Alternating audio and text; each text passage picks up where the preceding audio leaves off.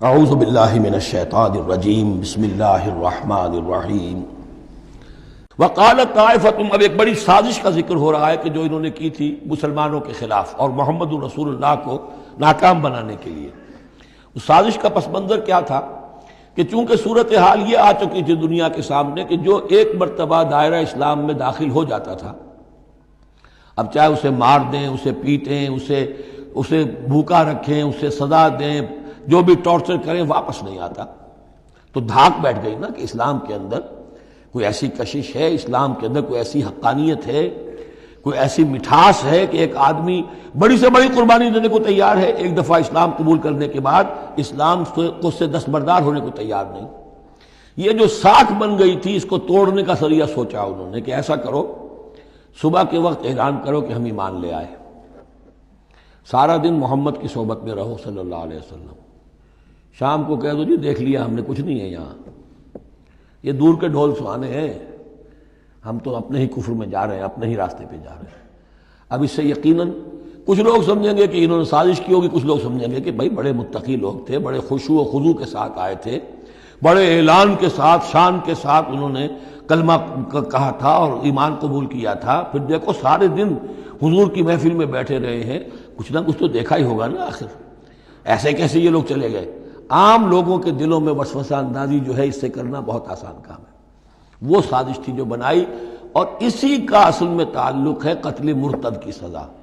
اسلامی ریاست میں اس سازش کا راستہ روکنے کے لیے یہ سزا تجویز کی گئی ہے کہ جو شخص ایمان لے آئے پھر کفر میں جائے گا تو قتل کر دیا جائے گا، کیونکہ اسلامی ریاست کی بنیاد ہے، آئیڈیولوجیکل ریاست ہے یہ، ایمان اور اسلامی تو اس کی بنیاد ہے، اس کی جڑوں کو کھولنے والی جو چیز ہو سکتی ہے اس کی تو پوری جو ہے اس کی بندش اور اس کا سد باب ہونا چاہیے۔ وقالت طائفۃ من اہل الکتاب آمنوا بالذی انزل علی الذین آمنوا وجہ النہار، اور اہل کتاب کے گروہ نے یہ طے کیا ایمان لاؤ اس چیز پر جو نازل کی گئی ہے ان اہل ایمان پر صبح کے وقت، دن چڑھے، وکفروا آخرہ، اور کفر کر دو، اعلان کفر کر دو دن کے آخر میں، لعلہم یرجعون، شاید ان میں سے بھی کچھ لوٹ آئیں، اندر سے جا کے کچھ لوگوں کو تو گھسیٹ لائیں گے ہم کہ وہ جو ہے وہ بھی اسلام کو چھوڑ دیں، وہ مشتبہ ہو جائے معاملہ، ان پر وسوسہ پیدا ہو جائے۔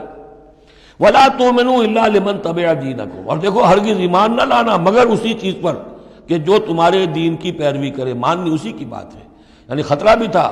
کہ 4-6 اگر ہم جا کر حضور کے پاس اگر چند گھنٹے گزاریں گے تو کہیں ایسا نہ ہو کہ ہم میں سے کوئی واقعی پھر اس کا دل کھل جائے، طے کر کے گئے دیکھو ایمان نہیں لانا ہے ہم نے، وَلَا تُؤْمِنُوا إِلَّا لِمَنْ تَبِعَ دِينَكُمْ، اس پر ایمان نہیں لانا ہے ہم نے، لیکن صرف اعلان کرنا ایمان کا۔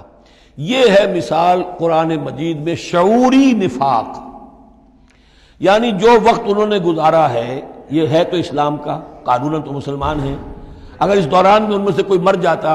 تو اس کی نماز جنازہ پڑھی جاتی، لیکن انہیں معلوم تھا کہ ہم مسلمان نہیں ہیں، جبکہ ایک وہ غیر شعوری نفاق ہے کہ اندر ایمان ختم ہو چکا ہے لیکن انسان سمجھتا ہے میں تو مومن ہوں، حالانکہ اس کا کردار وہ جو ہے منافقانہ ہے، اس کا عمل منافقانہ ہے،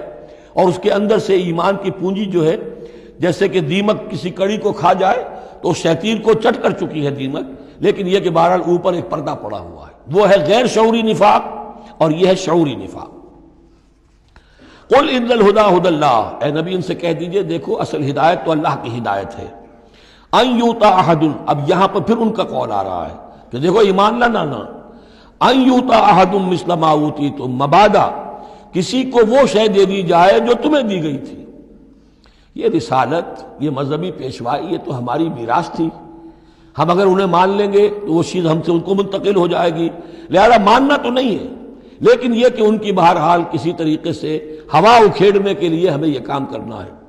اور یحاجوکم عند ربکم، یا تمہارے خلاف حجت قائم کریں اللہ کے نزدیک۔ قل ان الفضل بید اللہ، کہہ دیجئے ان سے کہ فضل کل کا کل اللہ کے ہاتھ میں ہے، یؤتی ہے من یشاء، وہ جس کو چاہتا ہے دیتا ہے۔ اس نے 2000 برس تک ایک منصب پر تمہیں فائز رکھا، اب جو ہے تم اس منصب کے نااہل ثابت ہو چکے ہو، تمہیں معزول کر دیا گیا، اور اب ایک نئی امت ہم نے بنائی ہے اور اس کو اس مقام پر نصب کر دیا ہے، انسٹالیشن ہو چکی ہے۔ واللہ ذو الفضل العظیم،